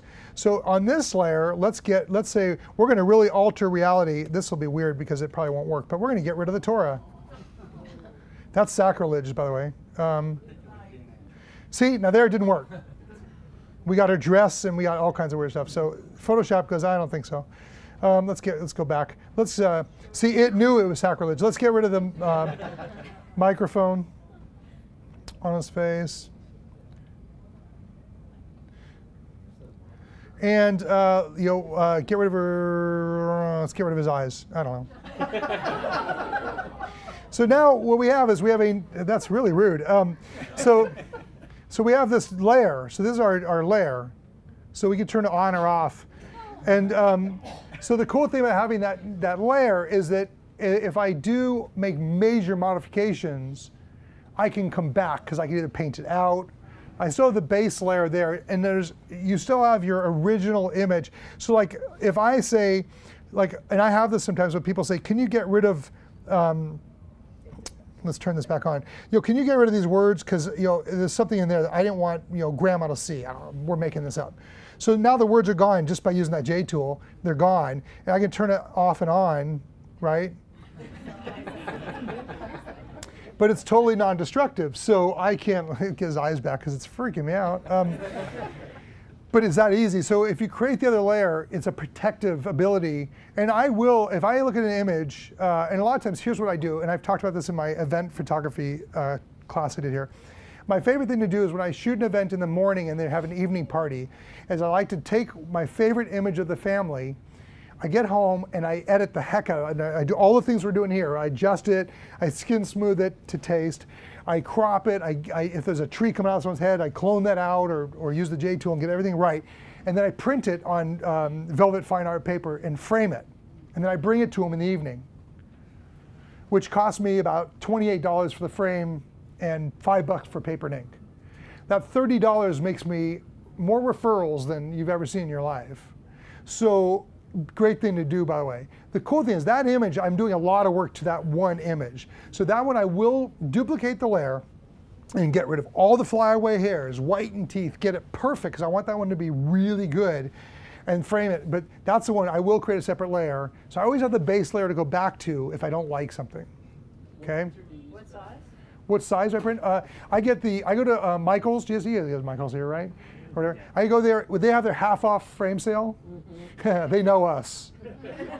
They have the half-off frame sale, and we walk in and go 20, and we don't have 20. Well, order us 20. So we get like these gross cases of them. For I think they're like normally $52, and we get them for 26 or something like that. And we buy 20 at a time. And then it's a, let me get this right, 16 by 20 frame with a 11 by 14 inset with a mat. It's a really nice frame. And so I print 11 by 14s on my printer on the Velvet Fine Art. Really looks beautiful. It takes me 10 minutes to frame, or my wife 10 minutes to frame if I'm running. And then, but when you bring that to a client, I mean, first of all, it's not just the client that gets blown away. I bring a little stand to put it on. They don't get to keep the stand. My wife will kill me because she bought that little stand for me. But what do they do when they get to the party? Every guest who comes in goes, "Is that from today?" Yeah.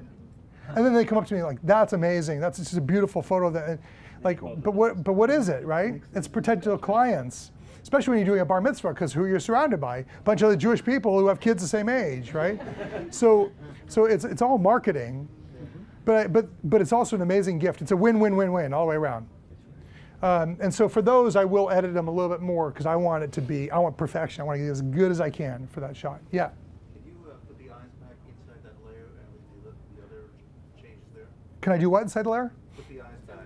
Can I put the eyes back in? Yes. Leave the other changes. Sure. Okay. So the question is, can we take parts of the layer? So we played with his eyes, and we also took out the writing down here, right?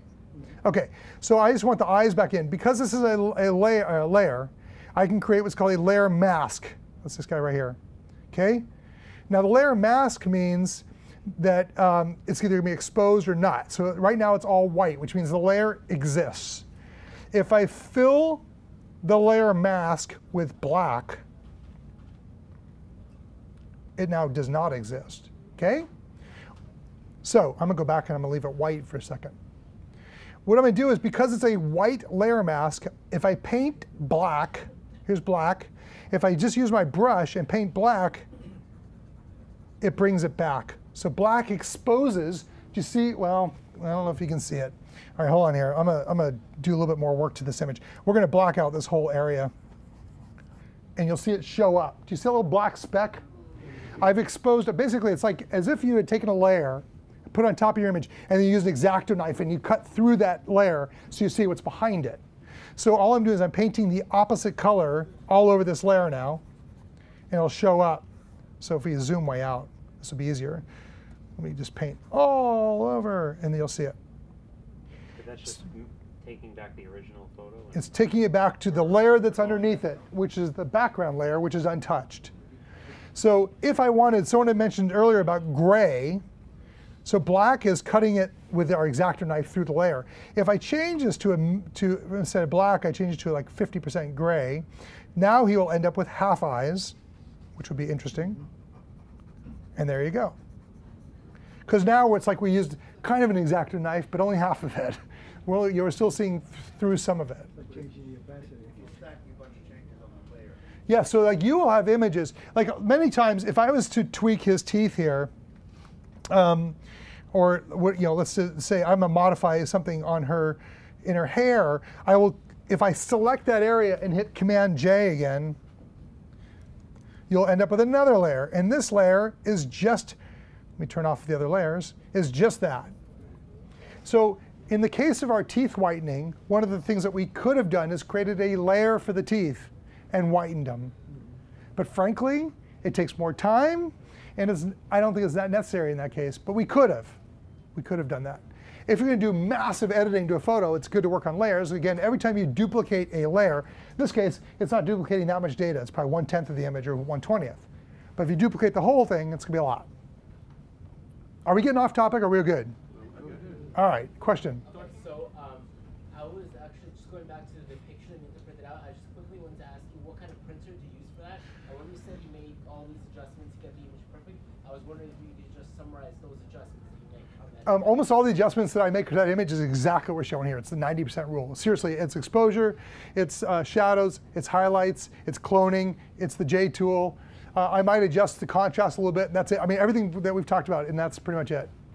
And printed, and other than the skin smoothing. So let me, a printer I use is the Epson R2000. It's like 500 and something bucks, and it's great. Up to what? It goes to 13 by 19, I think, is the largest size it does, which is the paper I use. I just use 11 by 14 of it. I have a question. Yep. All the adjustments that you made in Camera Raw, they're not destructive because? So all the adjustments I made in Camera Raw are non-destructive because it's a sidecar file. So all it's really doing is it's just keeping a very tiny little file that says, by the way, you pulled this way, you pulled that way, you pulled this way, and you did something here. It remembers that. And where is that? That's stored as, matter of fact, I'll show you. The actual file is stored as a sidecar. Let me show you. So here is, let me go to Photos. Zach's Bar Mitzvah. So here is an XMP sidecar file. So look at the size of it. It's 8K, which means it's almost nothing. It's a 27 megabyte file, and 8K tells ACR how much I modified that thing. It's incredible how much data being stored in that little bit of code. This is just very basic, but if you wanted to send that image 90 to someone in the RAW, would you have to highlight? I don't send things in the RAW because I wear clothes when I'm editing. Would you have to add the XMP and send them both? Yes, if I wanted to send someone the RAW file with my modifications, I would just send them the RAW file, this one here, 90 and 90 XMP. That little 8K file makes, now, there are times I look at an image and think, oh, I don't really like the way I edited it. So I just take that little XMP file and trash it, and guess what? It goes right back to what I had. I mean, to vanilla, raw, So untouched. You open 90 or you open XMP? You open 90. Nope, you open 90, not the XMP. It automatically will it'll drag the sidecar file with it. Okay. Yeah, yeah. Okay, so let me show a couple more things here. Although we've got a lot of them. So the clone tool that we worked on a minute ago. There are times when the J tool doesn't work. Whoops. Let me go back here. All right. So if there are times when I want to clone things versus where the J tool doesn't work, and what I'll do is I'll just use the stamp S for stamp, and just so you know, it's this one right here. It's also the top one, clone stamp. And really all you're doing, and again, this is fairly basic stuff, but all I'm doing is just hitting Option, click anywhere, and then just using it to knock it. Oops. Okay, why didn't that work? You know why it didn't work? Because I'm still in lighten mode. So I need to go back to normal and go 100% opacity. Now it'll clone out. So the clone tool, very basic tool, but I do use it for cloning out things where the other tool doesn't work. And generally what I'll try to do is use the clone source somewhere near where, like for instance, in the case of this hair, let's take this one right here. If the J tool wasn't working, I would use the stamp tool and just grab from up above. But here's the problem. Look what happens. See how it's kind of obvious right there? Well, especially if you screw up like that. But I mean, what I probably do is come in here and make it really small and try to get as close to it as possible. Paint it in. You can still see, but you get the idea. You can clone from up here a little bit. That's too dark. This is why the J tool is so amazing, because I mean it does all that for you. Would you use the J tool to get rid of the bags under his eyes then? With a little Here's the problem. If I do the J tool for the bags under the eyes, it's going to probably be too extreme, and it'll probably be really obvious. Let's do it. Never tried it. Let's try it. My guess is it's going to try too hard to get rid of it, and we're going to end up with a really fake looking, but we'll find out. So J. It's not bad. It's a little too much. When you lower the opacity. Yeah, can you lower the opacity? If I created a separate layer first, I could, yeah. You could. Whoops. I mean, you could. It's a little, here's the thing though. The reason I do the stamp in 20% or 30% is because I can paint it in. This is like saying, okay, go away and never come back. And I don't really want to do that because a little bit of the dark under the eyes is realistic. You have to be careful that you don't get so caught up in it that it's like, well, wait a second, isn't there a light above him? Like, why is there no shadow, right? I mean, so you want to be careful with that. All right, so a couple of things. So the cloning tool is simple. It's also fun. My kids love it when we put the third eye on people and extra teeth or whatever on them. But it's a fun tool. The cropping tool is, again, simple but incredibly helpful. So cropping, I never crop inside of RAW. I shouldn't say never, almost never. I almost always crop inside Photoshop itself. And really what I'm trying to do is just kind of work within what I think would be the best image. With cropping, I generally work with unconstrained, but I have a trick, and you'll see that you'll notice I got 5x7, 16x9, 8x10, or 8x11, or whatever. At home, I have 5x7, 4x6, 11x14. So when I go to do 11x14 crop for those prints, it's already pre-done for me. So all I have to do is say, give me a 5x7. Now it's 5x7, or flip it around so it's that way, and I can move it around. So for cropping, one of the things I do is when someone orders a photo, I never crop the photo and save it. what I do is I retouch it. Let's pretend that we've retouched this image. Okay, and it's done. I save it. Then when I go to print, I now go to C for crop. Probably do it this way. It's constrained right now to 5x7 because that's what they want to order. We're pretending. And so we're going to say, yep, that looks good there. Now I print, and then I close it without saving it. Why do I do that? You don't want to replace the other, you want to keep the original. Well, here's the problem. What if someone calls me 3 days later and go, oh, I love that image. Can you do it 4x6? Whoops. Now I got to crop to 5x7, but now I'm missing stuff that I need for a different crop. So I always save the original file, crop, print, but I don't save. Just the first edit is saved. And that way you can use it for whatever size anybody orders. It's just a good time saving. Okay, so we showed teeth whitening, which was next on my list. Layer mask we showed, and actions we just did. So we're actually jamming ahead here, so we're looking good. So so those are the base 15 right there. So actually we're probably pretty close to 15. The thing to keep in mind, I'll get your question in a second. The thing that to keep in mind is in Adobe Camera Raw is where you're doing your base adjustments for your and someone asked about saturation earlier. I should show you that too. Let's go, let me see. I don't know if I have any raw files. Let's see what we got here.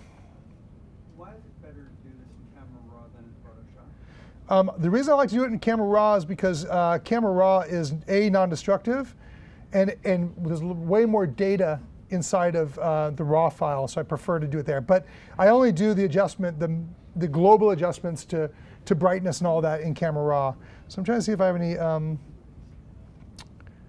here's China Trip. Let me see if I have any raw files in here to play with. I usually get rid of raw because I got too many of them. All right. Well, all right, let me just find, we'll just go to our standard. We'll go here. Let's see if we have any good blue sky shots here. There's one at the end that won't be. Yeah, we're going to take a look here. I got some outside stuff here. But of course, not just for blue sky. You can use it for anything. Oh, what the heck? Let's just take her cute little dress. So one of the great things about Photomechanic is I just hit E for edit, and it pops up Photoshop for me, or Adobe Camera Raw. So again, off by 2% because I tend to tilt myself like that. I don't know why. Look a little better. Now, so someone in the last class asked me if I tend to bump the colors, and you can tell here by this image I don't really need to. There's two sliders I will play with if needed, generally not for portraits. Generally this tends to be more for landscapes or areas where I can play with color without affecting skin tone. So saturation, if I pull it, it looks really, I mean, this would sell as a postcard tomorrow, but it's not realistic. So you can desaturate, but let's say I want to go maybe plus 5 or 6. But you know what, I'm going to bring it to 0 for now. And let's, whoops, 0. And let's pull the vibrance. What vibrance does is vibrance pulls the colors, but does not mess with skin tone. So in the case of a portrait like this, and I want to make her dress a little bit brighter, or the green behind her a little bit brighter, but I don't want to mess with her skin tone, I will use vibrance. Now I'm at plus 26, that's a bit much. Typically I'll just pull it a little bit, maybe 10 or 12. But the thing is, when you start playing with hue saturation and the saturation levels on skin, you can make people look really nasty. The other thing I will tell you is if you ever try to sell stock photography, they have an algorithm that looks for oversaturated images, and you try to post one to sell for stock, and it will get declined and say you've oversaturated your image, which is kind of interesting. So they can tell that. Here's another thing you should know. When you, you know that, do you guys know what metadata is? Mm-hmm. So when you take a picture with your camera, it stores a lot of data in that file. What camera you used, what lens you used, what settings you used. So the cool thing is you can see that metadata in your image right here. f3.5, 80th of a second, ISO 160. I used my 70-200 2.8. And I was at 200 millimeters. It tells me all that. Those same settings are also saved in other respects, like when I download images, I save my own metadata, which is photographed by Jeff Cable Photography, copyright 2013, blah, blah, blah, blah, blah, blah, blah. All that gets saved. But they can also tell if it's been modified inside of Photoshop. So, and there are forensic tools that can actually look at your file and tell you where you've cloned or used that J tool. The EXIF readers? Actually, the forensic tools don't use the EXIF information. The forensic tools are comparing bits and saying, wait a second, these are the exact same ones over here. It's pretty amazing. So now, no mother or father from a mitzvah or of the bride is going to go forensically. But again, I think we going back to trying to keep it true and realistic is kind of what I try to aim for. I mean, there's times when you could boost saturation in eyes and things, but I rarely do it. And honestly, if you take a decent photo, it should in itself be good. And like when people said, "Do you boost the colors?" I don't need to boost the colors most of the time. There are times when we do, but most of the time we don't have to. Sure. Make up your mind, Jeff. Getting back to fill, can you do that if you increase the canvas size of a? Sure. Yeah. Yeah, if they said to me, if they say, actually, let's use that image. If they say they want, let's say I need to print this and I need more green on top, there's numerous ways to add it, but you can actually, so one of the things I do is I'll use the crop tool. Let's go unconstrained crop. Hold on here. All right, crop. And then when you crop, a lot of people don't know that you can actually take the crop tool and you can add. So let's say that we want more like that. So now that is the size of our canvas. And then you can use your marquee tool. This will be interesting. I don't know if this will work, but we'll try it. So now I'm going to try that, and I'll fill with content aware. This may or may not work. We'll find out. Yeah, we might end up with part. We may, yeah. You got to do it in several steps. So yeah, we're trying to cheat, see if we can push the limits a little bit. But the other thing you could do is one of the things I've done in the past, I've taken the green strip from the edge here and I've cloned it to this side, so it has two sides to look at, and then it works better because it sees green on both sides. We'll just see what happens here. We'll probably end up with her and her evil twin, but we'll see. One of the fun things about content aware is you just never know what you're going to get. That is not, well, it's, now. Now you can use the brush. Yeah, we can use the brush and we can do this. The problem is you'll see that we end up with, yeah, I mean, that one's kind of obvious. Did you guys ever see the guy that took the picture of the Gulf War and he added all the smoke? Yeah, fired from, I forget it was one of the, I think it was New York, it was one of the papers, but it was a major image of the bombing in Afghanistan or Iraq or wherever it was. And the guy there wasn't enough explosion and smoke, so he cloned in more. Go figure. But it was obvious because it was the same puff. Like, so yeah, like one of the things I would do if this was my starting point. Now what I do is I go into the J tool. Oops. Let's just see what happens. I mean, it's a starting point. This, I wouldn't be okay with this, but it's going to keep trying that same thing, I think. But we'd be able to work with it and try to figure it out. And what I'd probably do is clone some other green area. The other thing that's a great trick, since we're here, another good trick to do is if you end up with something like this and you can't get rid of it because it's obvious and it's dark, I'll go back to my clone stamp and I'll change the opacity to 50% thereabouts. So let's say, and I want some like lighter green. If I did 100, well there, that doesn't work because the edge, but in here, that looks somewhat reasonable, right? If I'd done 100% though, let me show you what that looks like. If I do 100% of that light area over here, I end up with that harsh edge. So I'll do like a 50 or 40 or 30% and kind of just start painting. And again, that's where the tablet comes in because it's great to be able to kind of get that stroke. Yeah. Are you going to talk about high dynamic range? No, I'm not going to talk about high dynamic range.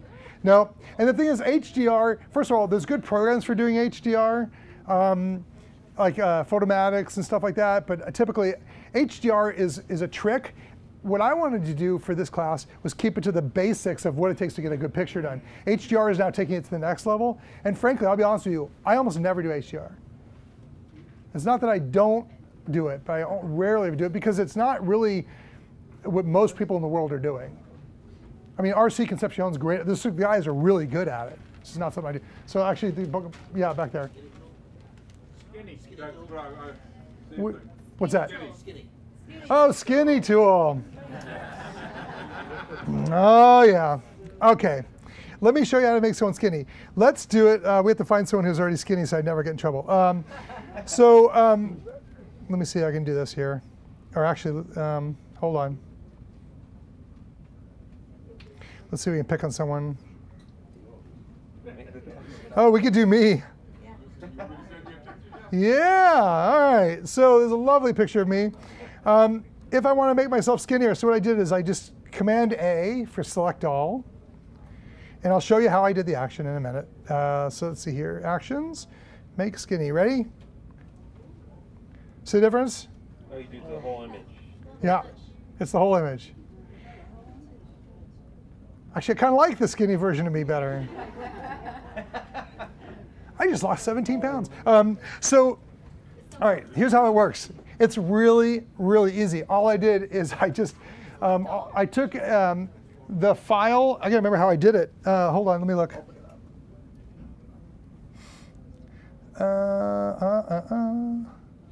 I changed the width from 100% to 95.3%. So all I did is I just changed the width of the image by 5%. It's actually, it's not even 10% make skinny, it's more about a 5% make skinny.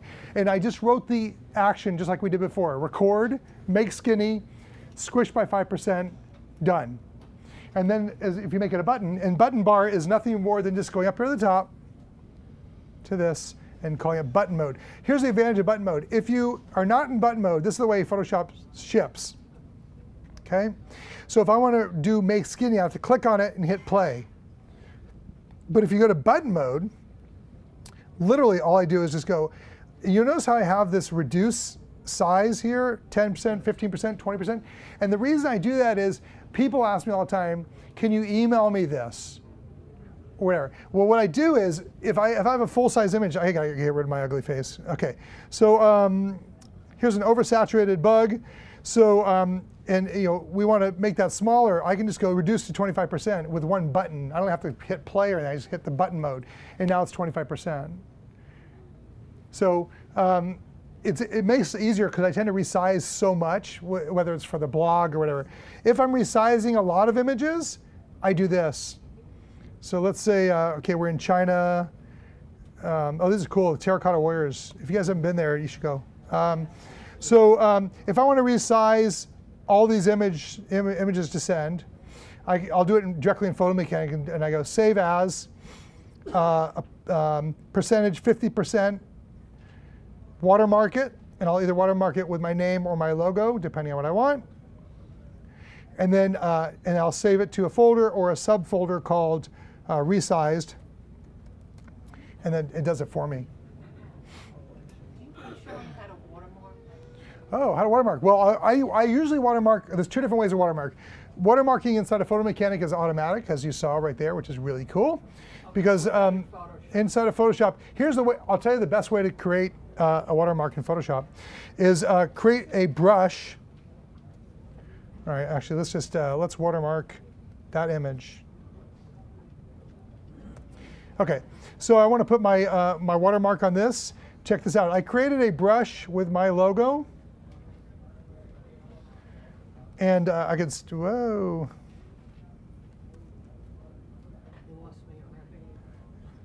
So, oh, what did I do here?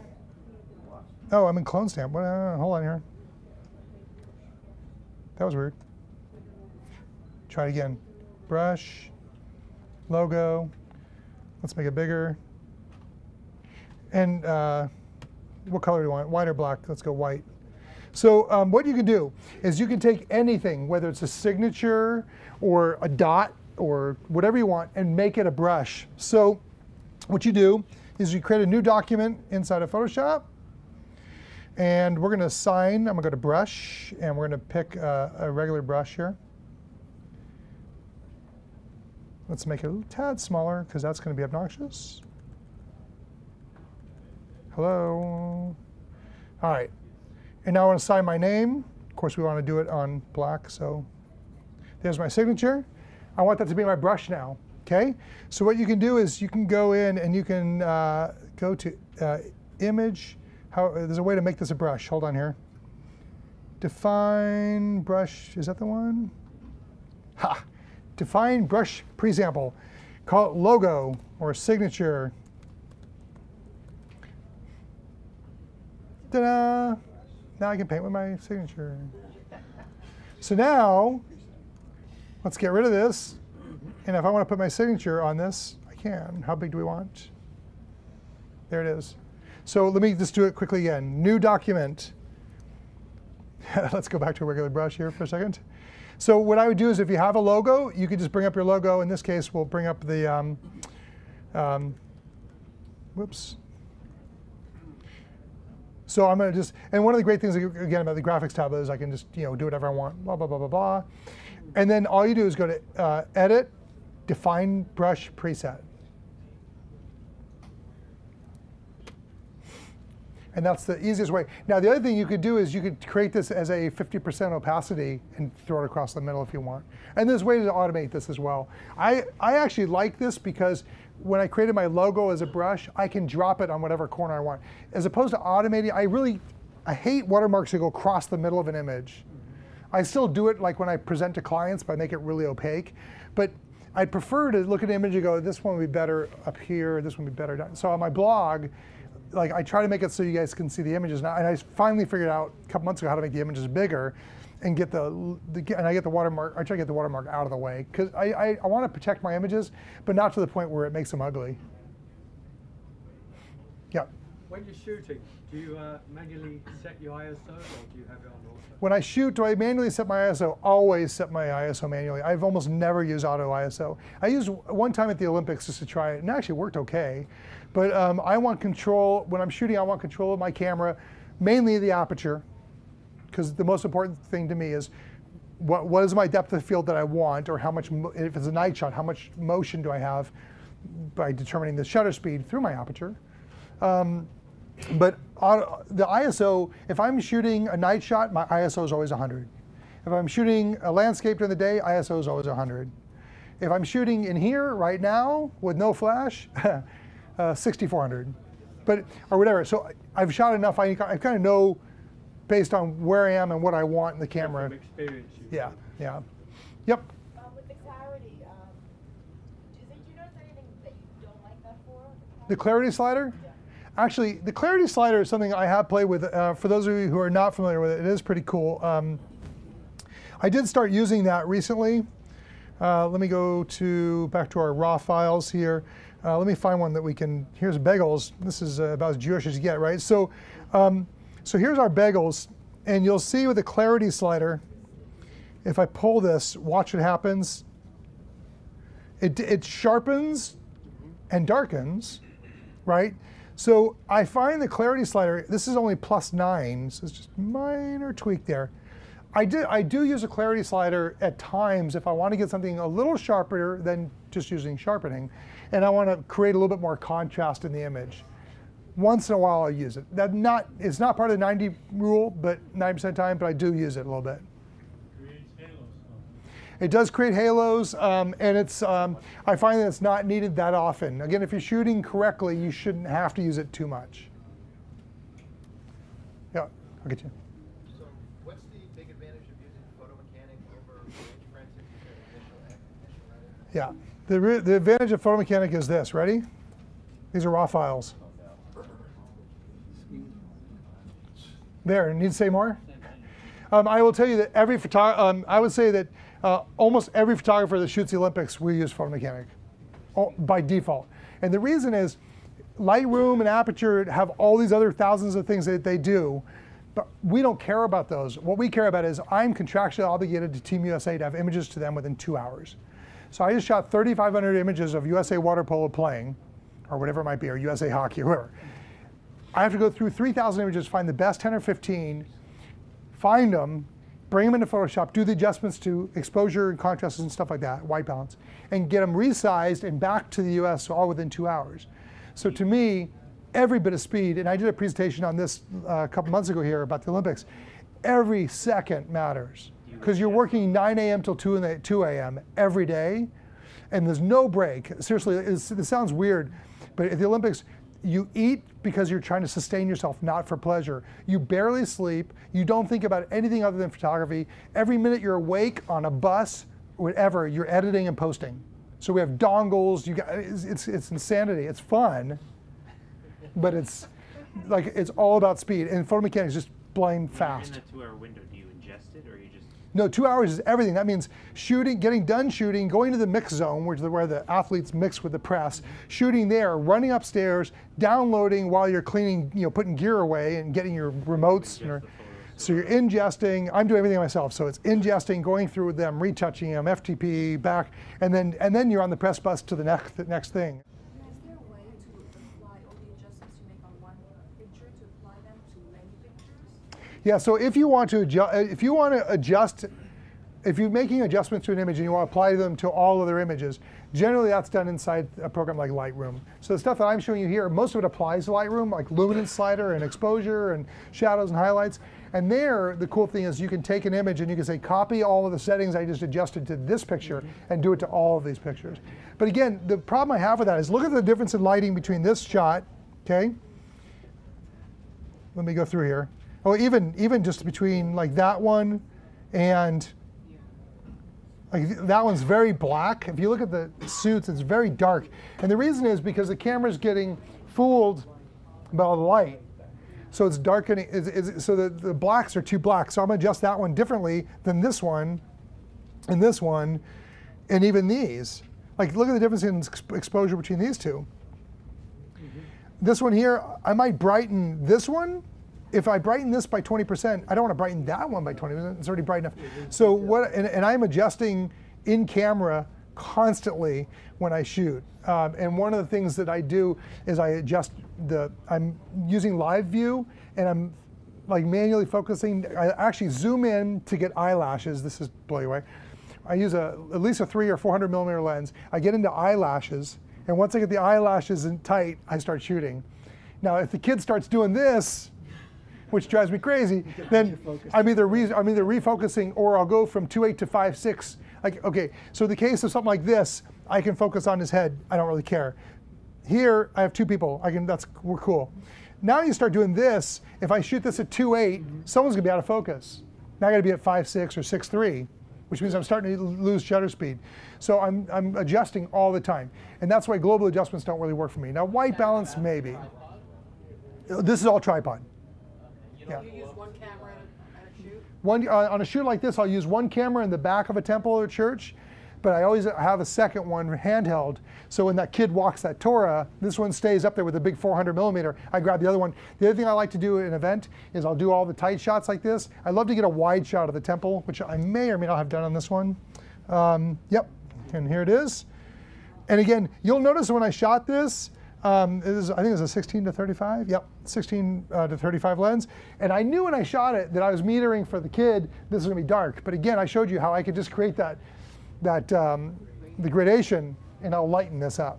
Take a couple seconds. When you were taking this photo, were you all the way in the back? All the way in the back. Oh, well, actually, a lot of times I'll be all the way in the back. It depends on the service.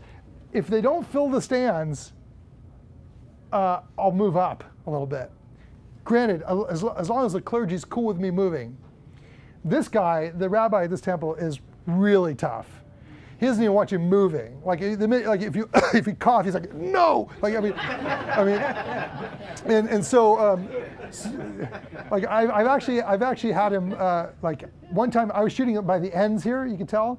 Well, he wants you shooting like way at the corner, and he actually, as they're walking with the Torah processional, he's like, get out of here. Like seriously, like, okay. And I've shot there a lot of times. So, but if they have a large crowd, then you want to show that large crowd. If they don't, the last thing you want to do is go, hey, look how many empty seats you had, right? So, well, that's what, and sometimes I'll just rack the zoom in a little bit more if they don't have a huge crowd. So, yeah. A couple of shots back, you mentioned the camera's being fooled by the brightness. Yep. So does that mean you're not shooting manual exposure? That's correct. Well, it depends. I'll shoot a combination of manual or aperture priority. Most of the time in aperture priority, even in this case. And the reason is it works. Do you have one set up around the room also? Nope, one camera. No remotes. Oh, no flash allowed. No. No. Actually, it was really funny because I did a bat mitzvah in San Francisco. They spent over $1 million on a bat mitzvah. And yeah, 160 grand just on flowers. They should have spent it on the photographer. They actually had 7 photographers. They had their family photographers, and then they hired me because I understand the service, and they wanted someone. Their family photographers are Asian, and they wanted someone who understood the Jewish ceremony. So I was there for that. And they told these guys, "You do not move." The different temple, much bigger temple than this one. And they didn't listen, so they're thinking it's like a wedding. So they're all over the place on the balcony, not downstairs. They move around the balcony, and they came upstairs and they wanted to eject every one of them. And they told them, "You'll never shoot here again." And I had got there early, put my Gitzo tripod right in the middle on the top, in front of the balcony. I had the best spot, and I just sat there the whole time, just firing off my shots. And when they started kicking everybody out, I just looked at them like, "Oh," and they go, "You're good." But when you're shooting in a temple or a service, you better be aware of what the rules are. You know, and here's the fact of the matter is, rules are meant to be bent, not broken.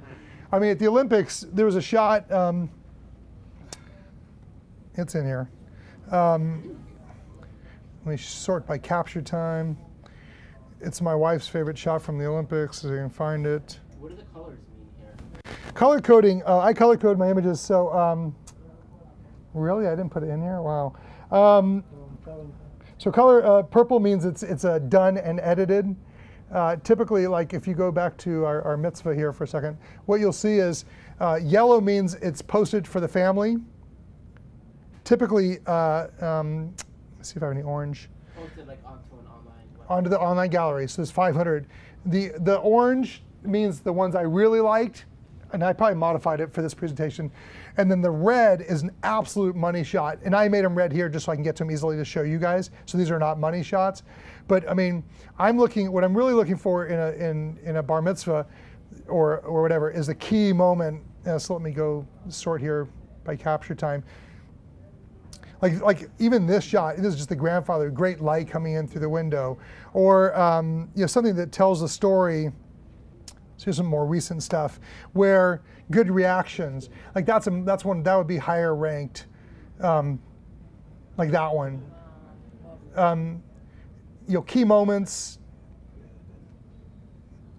This was one I shot. This was shot at 1.4 using the Sigma 8514, no flash, using the ambient light from a projector just to light the kid, which I love. Doing stuff like that.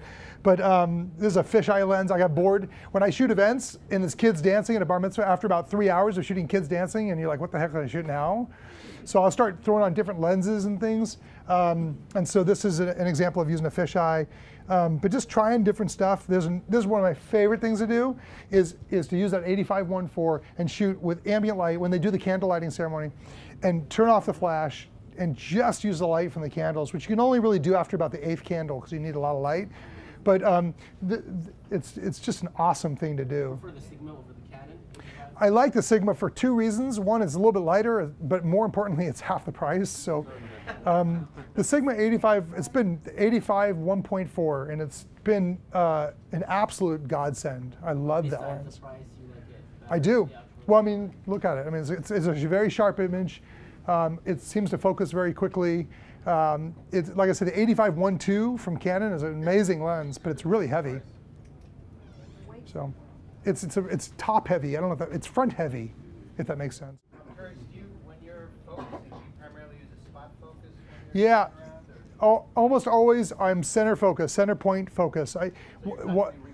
Yes. Even when I do a portrait of someone, I will keep center point on most of the time. I'll focus on the eye and then reshift the camera and press the rest of the way down. There are rare times, if I know I'm doing almost all portraits, I'll move the focal point to the top. On the 1DX, I've got way more focal points to play with. On the 5D Mark III, it's a little less, but I like that center point. The only challenge is when you're shooting with the 85-1.4, you have to be careful that when you focus on the eye and you reposition, you're not changing too much because you'll lose focus. Because the depth of field is so tight at 1.4. Yep. Your magic luminance number was 67, right? What's that? Your magic luminance number was 67? Yes. Yeah, the luminance slider, it doesn't have to be 67, but around, luminance, that's sharpening. Luminance is around 28, I find. But again, it depends on the image. That one image we played with 28 wasn't enough. By the way, so if anybody has more questions, come on up and ask me. I'll stick around as long as we need to. Thank you for coming, though. I appreciate it. For more information, please visit us online, give us a call, or stop by our New York City Superstore. You can also connect with us on the web.